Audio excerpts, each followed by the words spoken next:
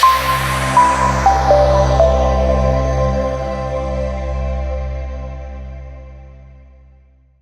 morning, good afternoon, good evening, everyone.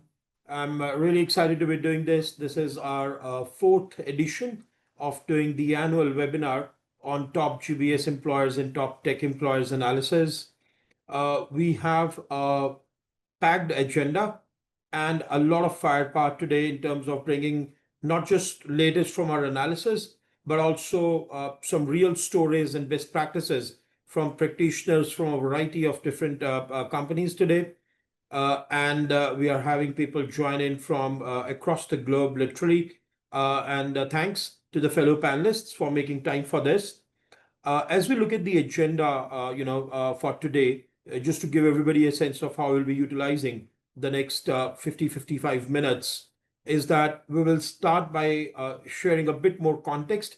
Many of you may already be aware about what Everest Group's top employers assessment is, but we wanted to also, just recap some of that, share what we do not, why we do this, and then we will actually deep dive into the actual findings, who are the top employers for 2025, some of the key takeaways. And in the last section on analysis, we will unpack some additional insights from the assessment, trends, patterns that we see, what is changing, what is not. Are there any set patterns of companies that become top employer every year versus not? We'll look at some common beliefs and see if they are true or false. And during all this time, we will keep on leaning onto our panelists today to share real experiences related to the assessment that we are sharing, validate, contradict, add on to what we are sharing. So it's going to be fairly conversational during the course of this session. I encourage everyone to use the Q&A window to submit your questions. We will try to take some questions live during the webinar, but for sure we'll come to some of them towards the end. Talking about questions, let me start on the next slide by actually asking a question to our attendees today. So you should all see the poll on your screen. And as you continue to focus on improving your employee value proposition in 2025, which of these levers do you think has the greatest impact? You will see a series of options at the bottom. We'll give it a few seconds for all of you to respond.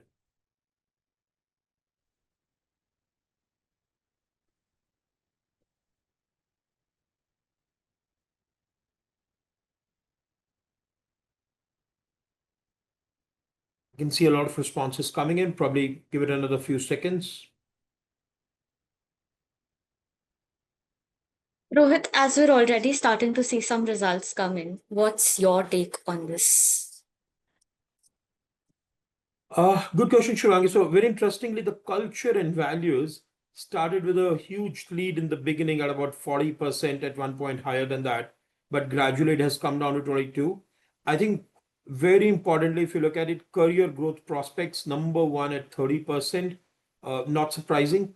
Employees are looking at how their role changes with a lot of evolutionary elements and other uncertainties in the industry. So they want companies to invest in them. The leadership that companies offer at this moment, among the third 19%, and in between them, the culture and values. So I think a lot of it is about how you invest in your talent, what leadership do you provide. That's going to be very important.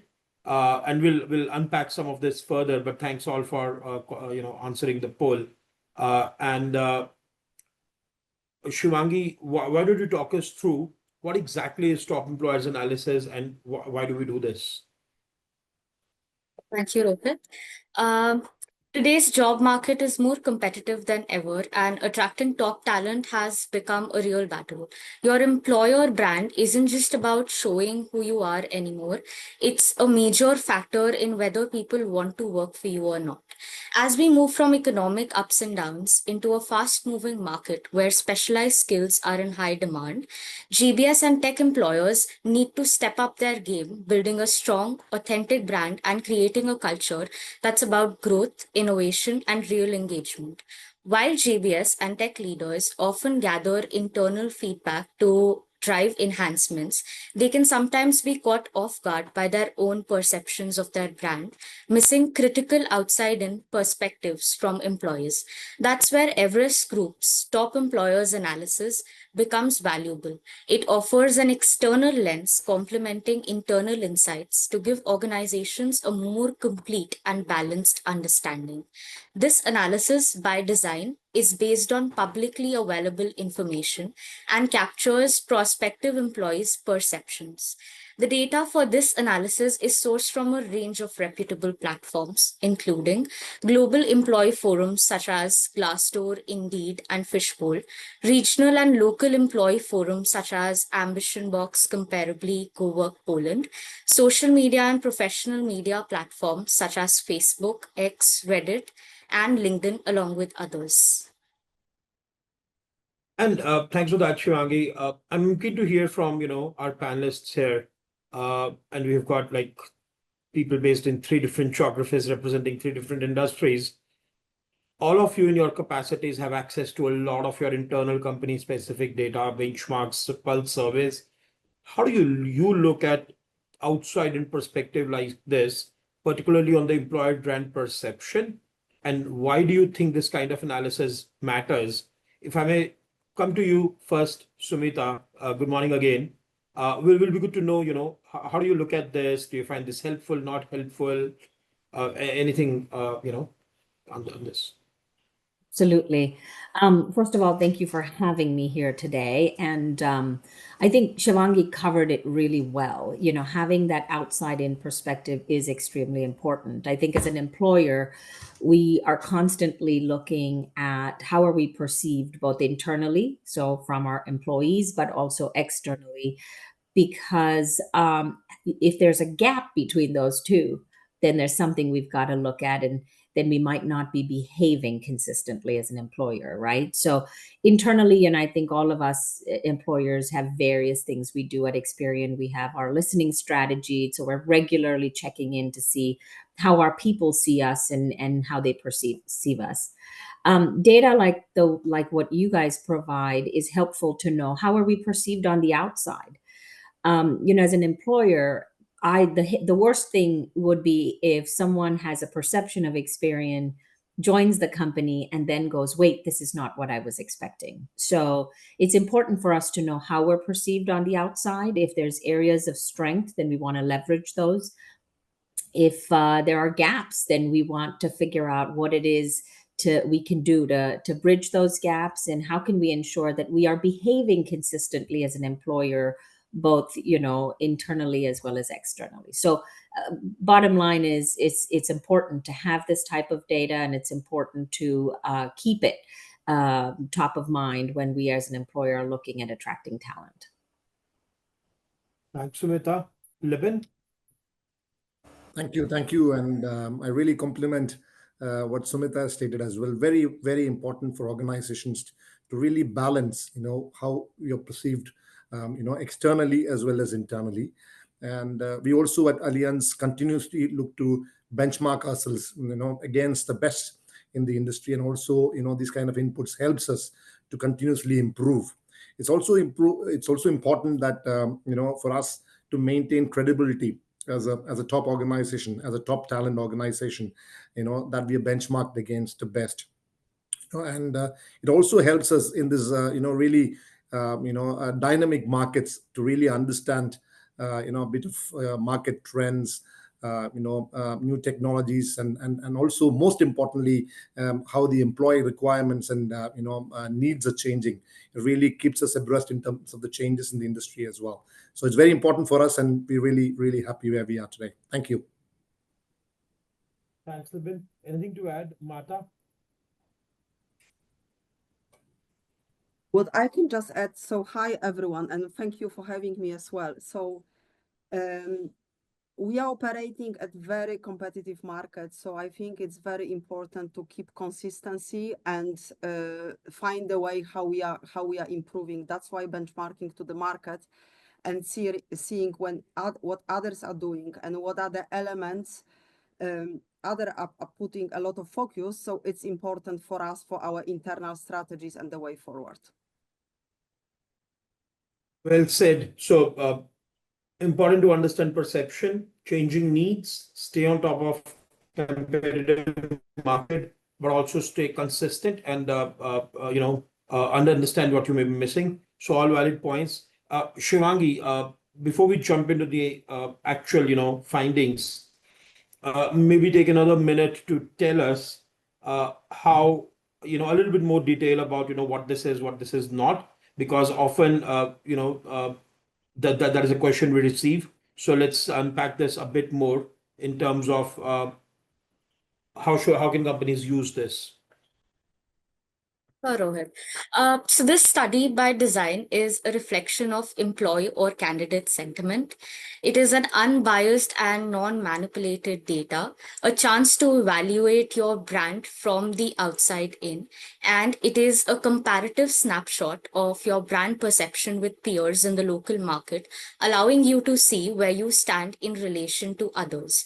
It's important to note that this is not a survey or an interview-based research exercise involving your employees or targeted candidates. This analysis does not rely on any input provided by you. All privileged information that Everest Group holds, gathered through our confidential client engagements and discussions, intentionally sits in a separate database that is confidential and under NDA and is not used for the purpose of this assessment.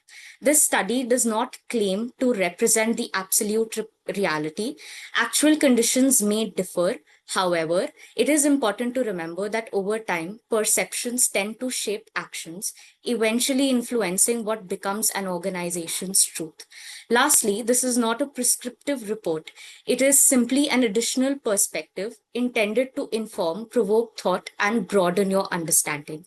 This analysis can be leveraged by GBS and tech employers to validate and identify gaps in your internal pulse surveys by comparing them with your external branding strategies to see what's working and what isn't, and to leverage this independent outside-in assessment in your branding initiatives.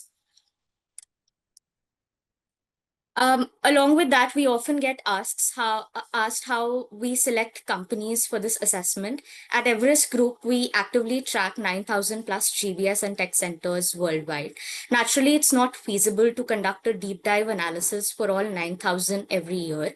Instead, we adopt a structured 3-step approach to streamline our focus. We select the company's basis, revenue, size, and popularity. And we also do some rational elimination. For instance, this year, we began with a list of 1,200 companies and eliminated and got it down to close to 800, primarily due to data availability challenges. And we also have our Everest Group SMEs who also do some logical check for some logical inconsistencies. However, if the data holds, we retain and report it, even if it appears to differ from the benchmarks. Moving on, we have the parameters we used for this assessment, which is very comprehensive, looking at employee satisfaction, perception of compensation and benefits, work environment, that is a combination of many other subparameters, career opportunities, investment in learning and development, and diversity and inclusion. Again, I would like to reiterate that this study analyzes and reports perception across all of these parameters, with perception being the key theme over here. Rohit, now without further ado, it would be helpful if you could reveal the much awaited results for which companies make it as a top employer in 2025 and walk us through the key findings of the report. Thanks, Shivangi. And overall, we have published 2 versions of all the reports. So there is an executive version of the report, which is available to everyone. Doesn't matter if you subscribe or do not subscribe to Everest Group Research if you're a member. Of course, the detailed version, the full report is available only to members, but you will find details of both of these versions of reports, both for GBS and Tech Talent, in the slideware that is shared with all of you after the session.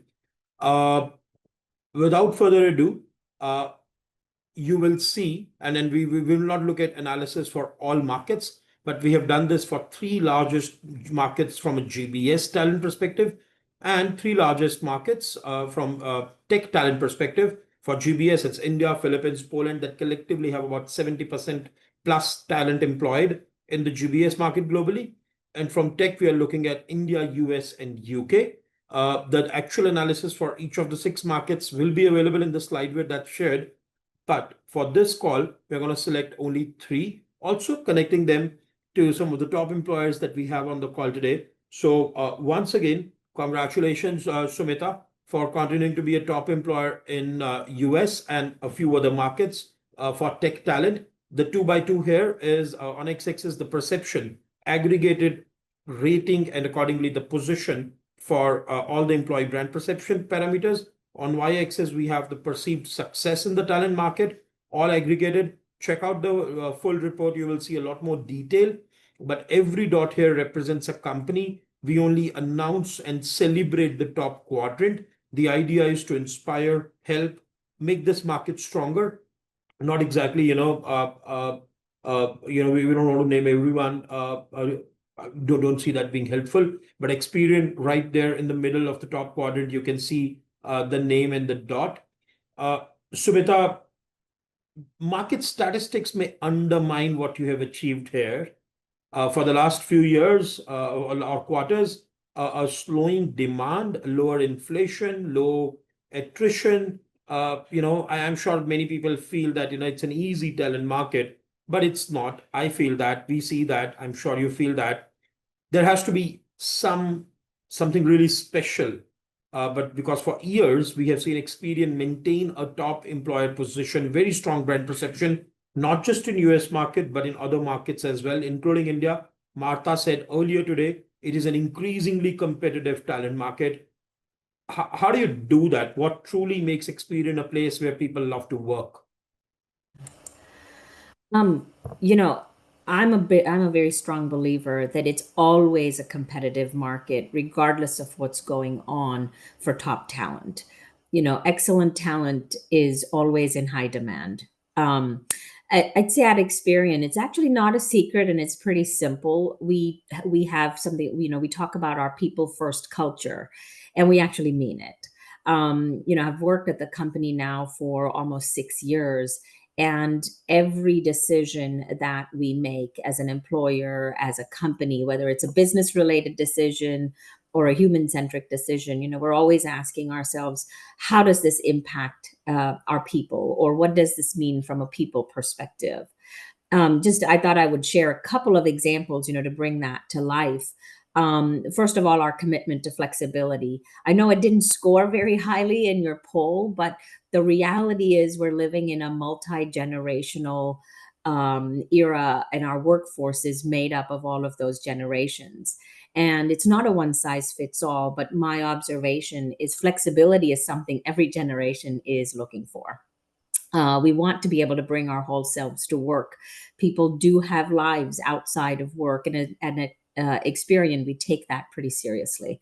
So we ensure that our folks have the flexibility they need to focus, on work-related aspects and remain productive, while they can equally focus on their home life and life in general. Another example I thought I would mention is, and I have plenty. I can sit here all day and name them for you, but another one I thought that I'm excited about and love to share is our focus on mental health. So I talked about our people first culture, and one of the things we talk about often and we try to, ensure that we reflect often is the ability to bring our whole selves to work. And so we have our mental health first aiders program. I'm proud to say I'm one of those mental health first aiders. We have about 400 plus across the globe where we're trained regularly, get updated refresher training, and it's all confidential. So we don't log any tickets, we don't track it. Our people have the ability to connect with a coworker and say, "Hey, I'm having a bit of a hard time here and need help." So, like I said, I can go on all day. At the end of the day, I think in the market, we see the market will move, but I think our ability to stay committed to that people first culture over the years is probably what keeps us in your top employer winning streak. So thank you for that, by the way, very exciting. Perfect. Thanks, Sumita. And well said. We'll come back and unpack some of those points later. Congratulations to all other companies that are listed there. Again, slide will be shared. You will get the full lists. But irrespective of the fact, if you're in the top quadrant or somewhere else on this chart, you may reach out to us to find out more details behind this analysis and how your company features. As I move on and we look at another market, India. So in overall, and this time the GBS employers analysis in India, we have plotted about 225 companies on this slide. Each dot, it's a fairly busy chart. Allianz Services, and congratulations, Levin, to you and your team. Again, not a first timer. You have maintained that position. In the detailed report, we have done demographic analysis and see how patterns vary. But there are very few companies that operate for so long as you do and at the scale that you do and continue to maintain a positive employee perception. More feedback usually has meant negative feedback as well in the market. So, and year on year, you have strengthened your brand perception further. What is your secret? And I'm sure there are many, but what are the most important 1-2 deliberate choices that you and your team made, Levin, that makes you a really distinguished brand in a market like India? Thank you, Rohit. And first of all, I think we're really excited and proud to maintain this position. I think, but we've kept it very, very simple. We believe in a motto. Our people motto is taking people up in their life and career. And we've been very serious about this over the last 20 odd years. And that commitment comes through. And we've built a nice culture within the organization. We believe that really employee engaged culture is very, very important for the organization. And we really walk the talk in that. To give you some of the examples, we continue to look at our value proposition for the employees. We continue to adapt and evolve our benefits. If you give an example, pre-COVID was very different, post-COVID is very, very different, and today we see the expectations of employees are very different. So we're very dynamic in doing that. So that keeps us really with a highly engaged workforce. And I think over the last few years, I think there's been also a lot of focus on wellness. I think I heard Sumita mentioning that as well, especially on mental well-being. I think we've seen a lot of keenness on that topic generally, and we've really taken a lot of steps to ensure that people are very comfortable. People are able to kind of come up and discuss. So a lot of activities in that space as well. So we believe in that motto of taking people up in their life and career, and more importantly, give them not only a space to work, but an organization where it really connects people. So the average, our attrition is around 12 to 13%, but we have a large population who's been with us more than 15 years, and they believe that Allianz is their second home. We've been able to maintain that, and that's really worked for us as well.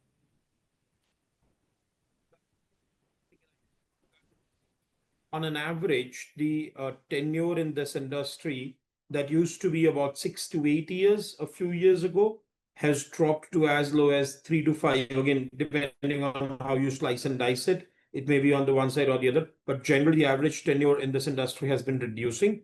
So in that context, to be able to say, and then that's where the differentiation of the internal delivery teams is, that you have people who carry the context, who understand the company, who know the leaders, and are able to deliver disproportionate value.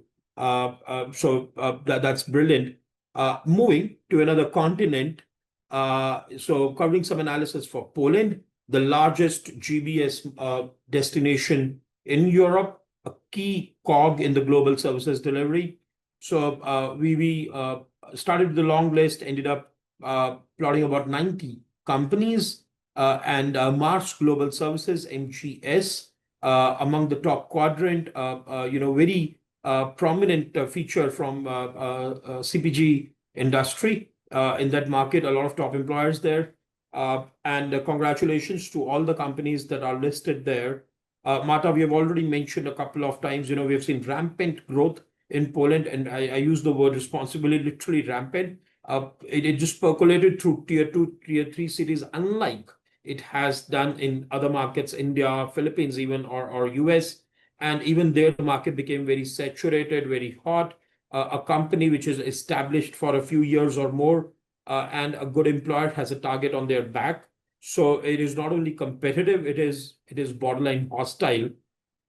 What is Mars doing to deal with this increasingly challenging situation and stay ahead of the competition? Yeah. So thank you. So Mars as a company is present in Poland for 30 years. And the MGS, which is Mars Global Services business unit, is also based on the very good reputation of Mars overall. As we have 5 factories, 7 different offices across Poland in different cities. So also Mars put a lot of effort and attention to employer branding, engaging universities, and really taking care about the entry-level roles and looking for the right talent at the beginning. So what was really standing out as an employer on the market as well, that we've been very clear and transparent on the values, as we have the 5 principles as Mars overall, associates concept, great line management, and a lot of initiatives which can be interesting for the newcomers. So and as you already mentioned, 2 of you, Sumita and Libin, so the well-being is high on the agenda, as well as other initiatives like Mars Ambassadors Program, so volunteers program. So the people being part of Mars can go beyond the role and also be active in the other areas. Also, the benchmarking we are doing help us also in some of the interventions, like benefits one, which we extended last year. So we also did the salary increase intervention because it was needed at some point. And overall, so we are giving the great career opportunities. As I mentioned, having the factories, having the demand side of the business, having different service lines within MGS, allowing people to progress, to be promoted or go for lateral moves. Thanks, Martha. And then we will again touch on that point as well in the next section, because we did some analysis on feedback that we received from a lot of clients about the local brand presence weighing you down. But what I'm hearing from you is that it can uplift you as well. It depends on how that brand is and how it being utilized. So control the controllables and leverage them.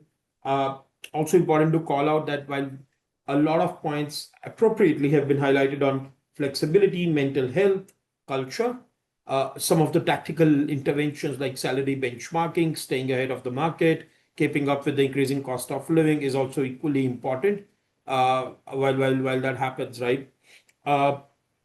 Before we get into the next section, I wanted to take a moment to look at the entire list of top employers across all the 6 segments that we have analyzed. I will not even try to run through this list top to down, but congratulations to all the companies, those who are listening in and those who may listen in to this later.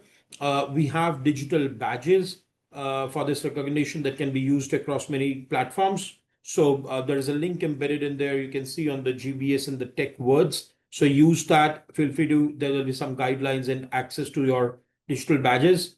But of course, if you have any questions, you can reach out to our team. A reminder, if you saw your name in the top quadrant or you are curious, where you are landing, if you're not in the top quadrant, do reach out to us, Shivangi, myself, or through the use of this link. You can make that request. It is now shared in the chat as well and will be shared in the follow-on materials. With that, let me pivot into the second half of the discussion, where we really want to get deeper into the discussion and unpack some more takeaways. I would also encourage everyone to use the quick Q&A window to post any questions you may have for our team, for our panelists here today. I've seen some questions come in, so keeping a note of that, but If there is anything, we'll try to get to that towards the end or embed them into our discussion. But as I look at some of the key takeaways, I really wanted to, unpack some findings which are really important to recognize. For example, ever since COVID, despite great efforts by many companies, year on year, the average employer brand perception ratings continue to deteriorate. This year, we saw a 5 to 7% decline on an average across different markets and categories. But it seems like, and I can only understand why flexibility in mental health is such a high focus that we heard today. But we are seeing an increasing degree of tiredness, burnout, frustration among global workers, and the increasingly, uncertain environment, financially, geopolitically, other aspects is not making it easier. People bring themselves to work, their whole self, and what they worry about in personal life adds on to what they worry about at work. So, talking about it from a work perspective, Libin, if I may ask you, what do you think is really causing employee dissatisfaction today, despite increasing investments by company, and how can companies break this cycle of gradual decline? I think like we mentioned earlier, I think post COVID, and I think the overall industry has changed. Employee expectations have changed, and to a large extent, there's a lot of uncertainty, and it's very important for organizations to really understand the employee needs, the changes in employee expectations, and this is what's possibly causing the challenge. We need to be really flexible and adaptable and fast, because this keeps really changing, and if we are not able to keep up to that, obviously it leads to dissatisfaction coming out of sometimes uncertainty, sometimes worry, and also again talking about the reasons why, take an example of well-being and mental health. This is always there, but it's been spoken about quite largely now. Flexible working, I think, at least with Allianz in India, we have now flexible work arrangements, but that obviously brings a slightly different perspective. Now, while you're working from home, it brings its own challenges. Okay, and sometimes it's important for organizations to accept that, and also support, because everybody is excited about flexible working, but a lot of employees now seem to also believe that it's good to be in office, and have that time available at home. That is very different. So so it is, these expectations are changing, so very, very important. And always, I think, if you look at the last 10 to 15 years, at least from an Indian market perspective, career development and opportunities has always been one of the key reasons why people move, or there is dissatisfaction, because also sometimes people really don't understand what they need, what they want to do. So it's very, very important to have tailored learning opportunities, tailored career frameworks that really fits at least most people's needs. So that's what I believe. It's very difficult for organizations to keep up to these changing requirements, and that's why I think the dissatisfaction continues.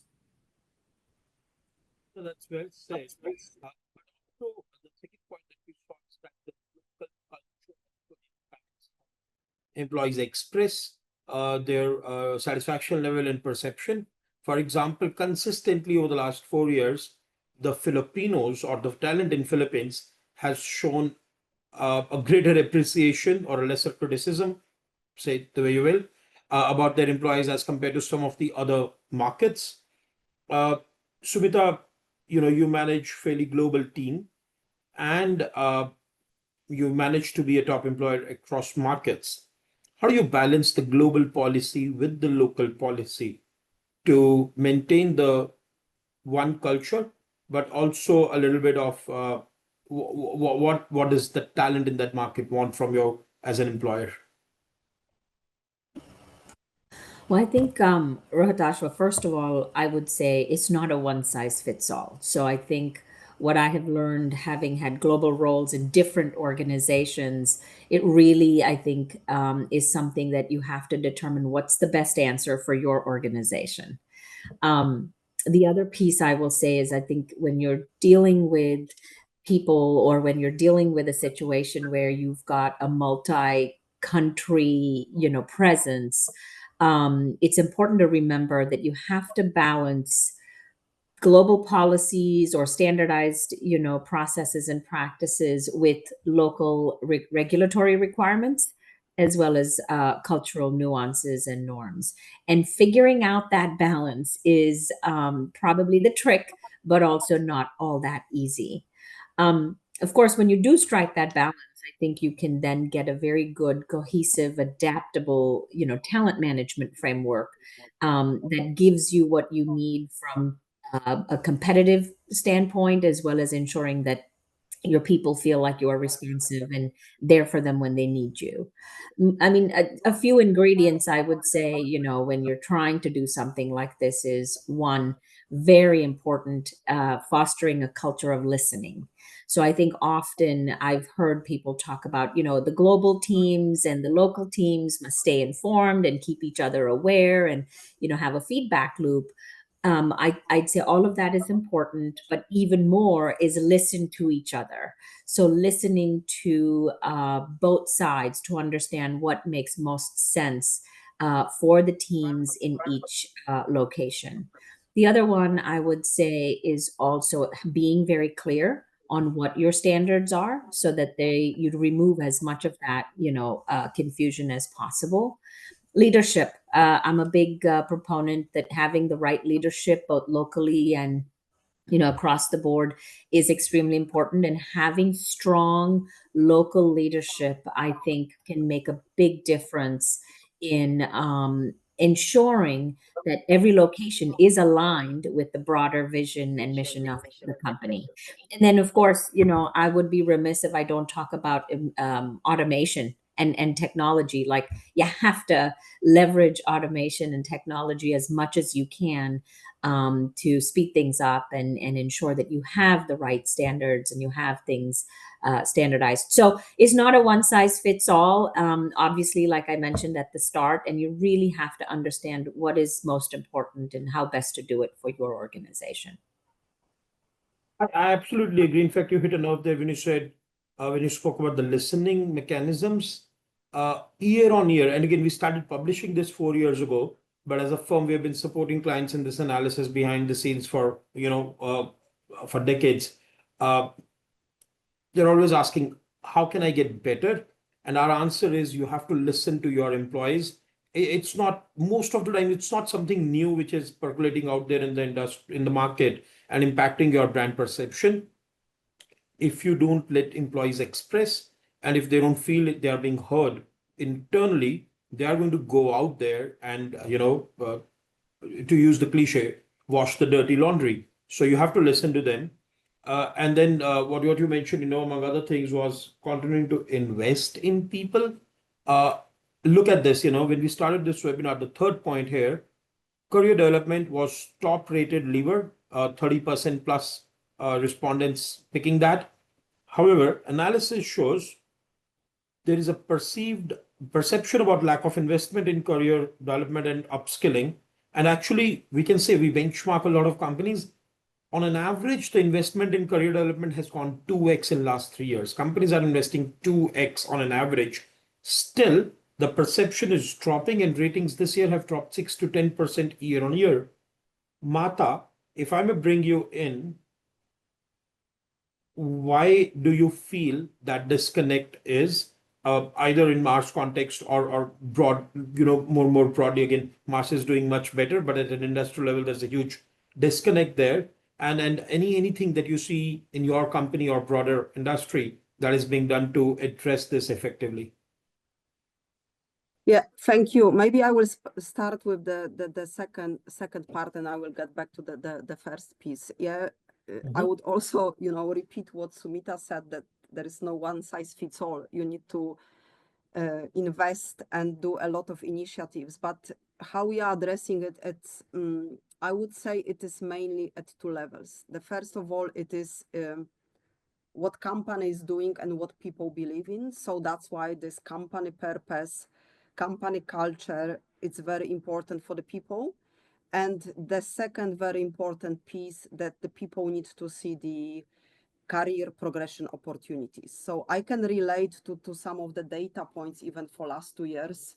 So across all service lines in Poland, we've been able to promote or lateral move 21% of the people last year, and it was 15% 2 years ago. So we are very clear and serious about creating the career opportunities, also be clear and transparent to the people what's possible. I mentioned that already, that we also put big focus on the line management. There is the program of great line management that, you know, of course, within GBS, we have a big teams. So, but line managers are equipped for the performance and development plan discussions with the people, and be clear and very transparent also what's possible in terms of the career development.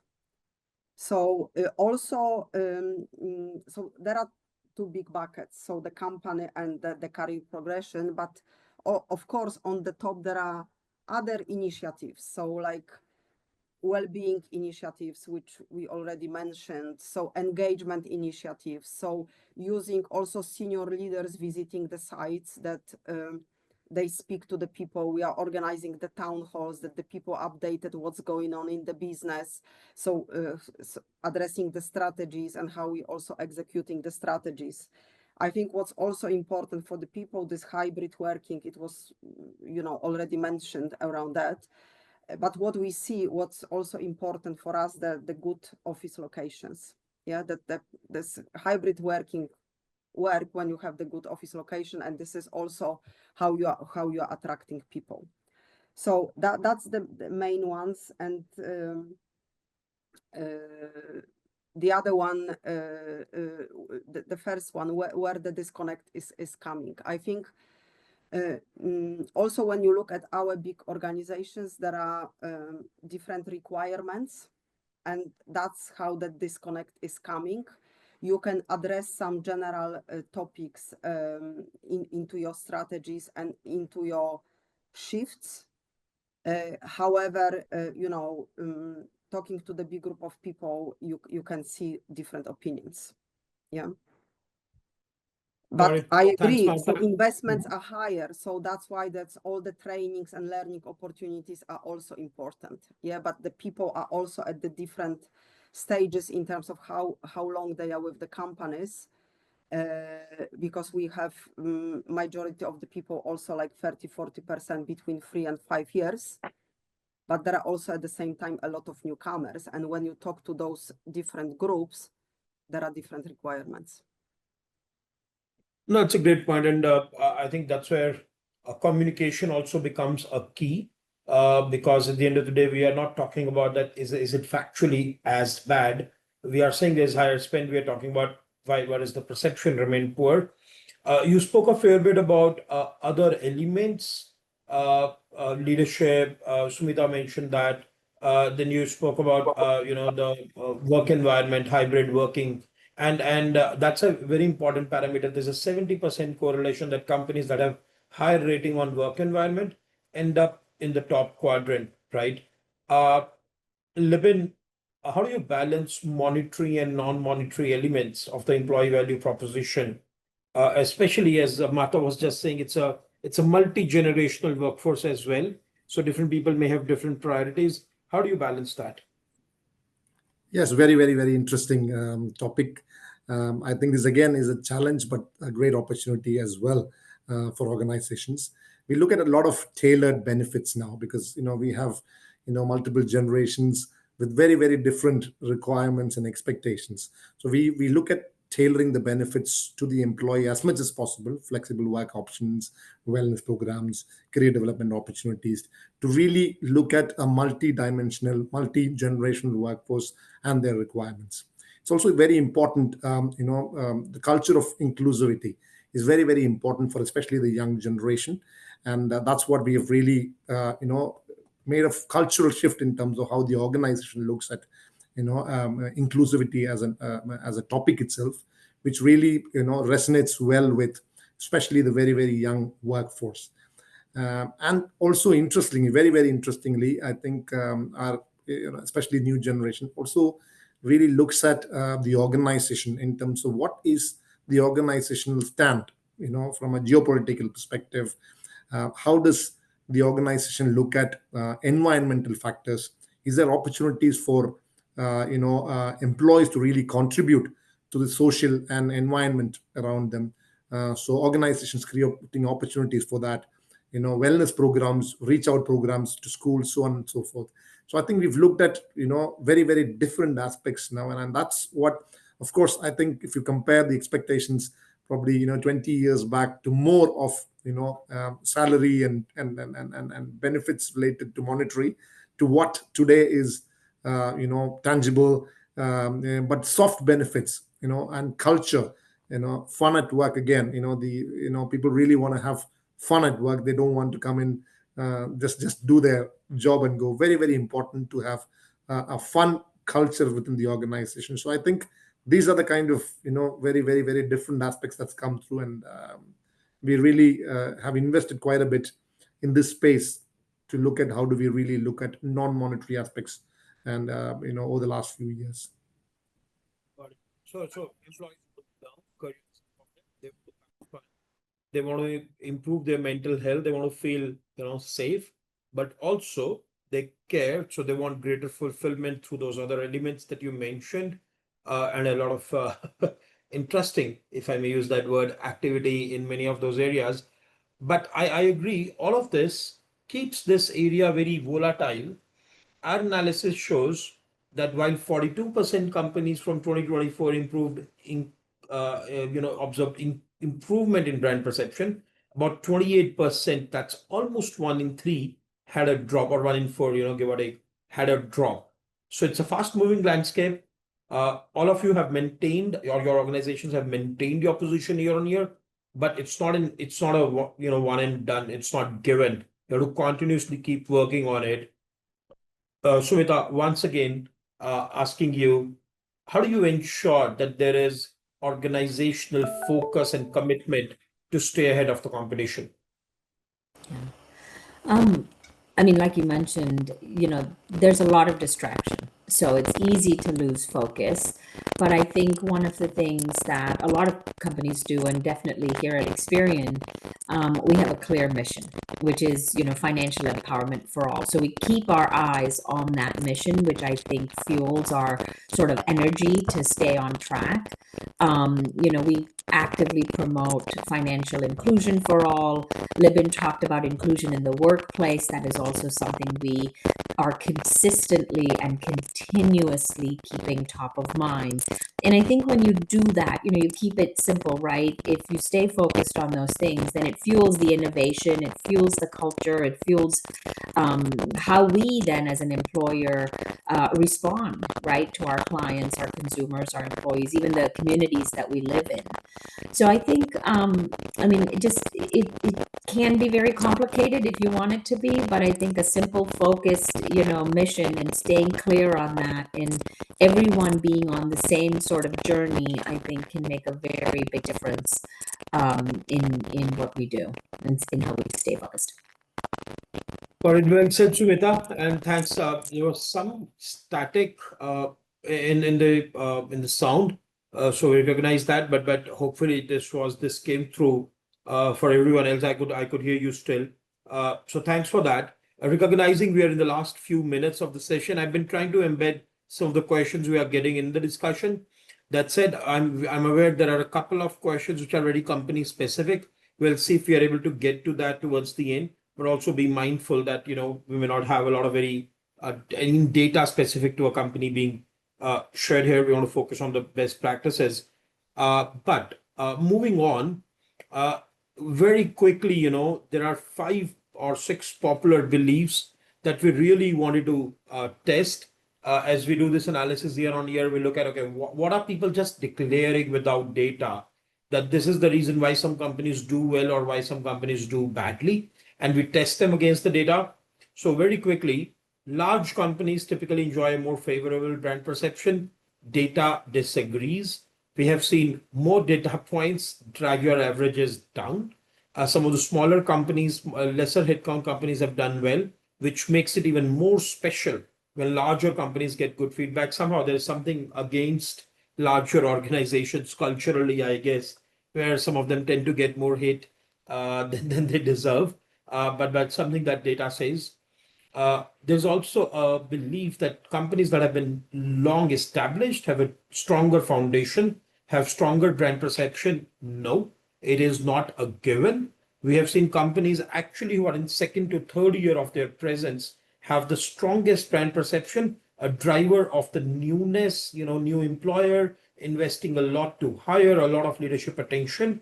But for everybody else, there are different patterns that we have seen, and there is no direct correlation in the greater the age and the greater the brand perception. We often get asked, does headquarter location make a difference? We have seen some correlation. In India and Philippines, American headquartered companies have had a little bit of a better perception. And in Poland, European companies have done better, probably a little bit to do with cultural intimacy, US, Philippines, European, Poland, but something that companies can benefit from, but also see how they want to work on it and not let that become a shortcoming. Are there any verticals that companies prefer? Data shows that some like banking, financial services, retail, and CPG have had a better reception. I know Sumita Experian is in a unique place there, kind of a little bit of in relation to financial services, but information services, professional services. So a unique spot, but still doing very well. But the other two, in insurance and CPG, so not surprised by that. Mata, the point that you made earlier, a lot of clients say co-locating with large business presence pulls us down. So this is something that we have tried to assess, and we have seen it's a double-edged sword. Some of it can work favorably, some of it does not. Lastly, people always ask that these are global delivery models. So if there is greater ownership in offshore centers, in centers outside the HQ, is there a better brand perception? Do employees want to work for you? We recently did a study on GBS architectures, and we correlated some of that analysis to this, and we see a pattern. It's not a very strong correlation, but there is a positive correlation there. So the more number of global capabilities, greater ownership that comes into global delivery centers, it has a positive impact on brand perception. We are really getting into the last 5 minutes, and I want to try a couple of questions if possible. So a couple of reminders for all our attendees today. All the slides you will be shared, but if you want to see what's your company's assessment, you can use our offer. And if you are an enterprise GBS site client, you can request for your company's assessment. As I mentioned earlier, we have published this analysis into two versions, the executive version and the comprehensive version. Go ahead, check it out. The comprehensive version is available only to members, but even if you don't subscribe, you can check out the executive version and get in touch with us to find out how you can access the full report. Using last couple of minutes for a question, though we covered a lot of them during the discussion, thankfully. But I can start by sharing, an answer is that our companies are hiring directly internally from other functions and moving employees versus, hiring net new employees for GBS. We have seen this not to be a highly prevalent practice, but we have seen some of the top employers scale it to say we are going to hire 10%, 20% of talent from our other functions, move people around and train them versus go to market where it is easier to hire talent and easier to train them. But let me pause here. Sumita, Leben, Mata, if any of you have additional thoughts on this aspect.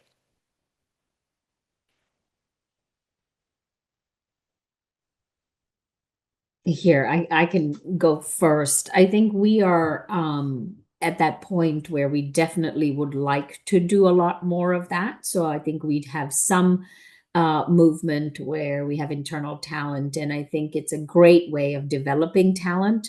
The exposure of running a different side of the organization, or even just working and living in a different country, is amazing from a development perspective. But I wouldn't say we are at a point where we, very clearly have a percentage. Having said that, like I said, we do want to try our best to leverage the opportunities there when we can, to bring in internal talent, and both ways. So, moving talent around across the globe. Got it. Anything to add, Levin, Martha, before we wrap up? Yeah, I think with Allianz as well, we also follow a kind of 2 out of 3 strategy, especially for the leadership. That we look at, people who have worked with different departments, worked in different geographies. So we do drive quite a bit of internal movement. However, again, we want to maintain a good balance as well. And especially with some of the emerging technologies, it's important also to have, quite a large percentage of talent coming in from outside. It also helps the organization to continue to benchmark. So it's a fine balance that we maintain, but this is something which we would want to continue doing, because obviously it really ticks the box of career progression as well, for the employees, and also it brings in added benefits in terms of knowing the organization, and also having a rounded view of how a particular new role really shapes up the individual, as well as gives back to the organization. So it's a fine balance on this topic. So far we've maintained it's worked for us, and we will continue to look at the industry as well, how this is changing. Martha, any last comments? Yeah, maybe just last comment. So I think it's I would say that we are balancing that, because it all depends on the capabilities you need. So of course we put a lot of efforts to create the career opportunities for internal associates. However, where the need is, we also go external. Perfect. There's some additional material. Everybody, thanks for listening in. And once again, a big thanks to Sumita, Levin, Martha, Shivangi for joining and sharing. I hope this was helpful. I learned some new things. So thanks for that.